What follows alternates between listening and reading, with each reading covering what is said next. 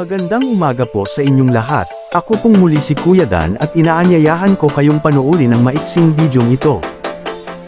Dito'y may mapupulot kayong konting kaalaman kung papaano salubungin ang nag-uumapaw na biyaya mula sa ating amang lumikha. Una sa lahat, ating pasalamatan ang ating Panginoon na tayo ay patuloy niyang binibigyan ng lakas at panibagong araw sa ating buhay. Kung ano man ang tinatamasa mo sa araw na ito, ay bunga yan ng kung paano ka humiling sa Kanya.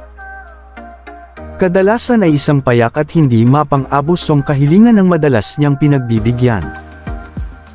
Isa lamang ang aral na dapat nating tatandaan, matuto tayong humingi ng sapat sa ating pangangailangan. Sapagkat alam nyo ba, na may isang napakalaking biyaya na ang araw-araw na ibinibigay sa atin ng Panginoon. Hindi pa man natin ito hinihiling sa Kanya, ito ay ang biyayang gumigising tayo sa umaga. At ipinagpapatuloy ang ating buhay. Ito ang pinakadakilang biyayang ating natatamo mula sa Kanya.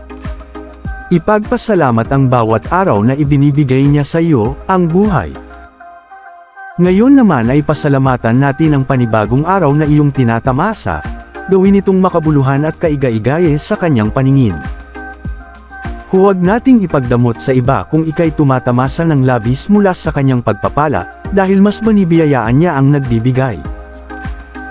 Matuto din tayong makipagkapwa-tao mga kapatid, huwag husgahan ang isang tao batay sa kanyang panlabas na kasuotan, kundi tignan natin ang kabutihan mula sa kanyang kaibuturan. Mahalin mo ang iyong mga magulang, mga kapatid, at ang iyong kapwa. At higit sa lahat ay mahalin mo ang iyong sarili. Huwag mo itong wasakin, at pagsamantalahan. Dahil ito'y hiram lamang natin mula sa ating amang lumikha. Panatilihin nating maging mababa, huwag magmataas, dahil lahat tayo ay pantay-pantay sa paningin ng Ama.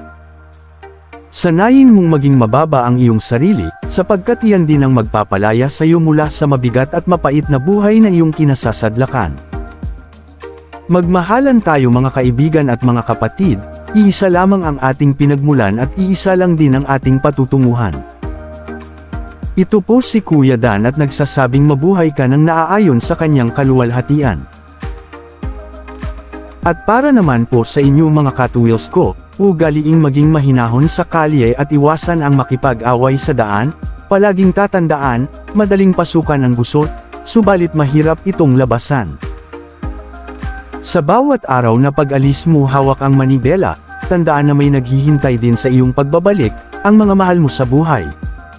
Isang paalala lamang kaibigan, mula kay Kuya Dan at sa tropang biyahe ni Dan Simpleng Rider.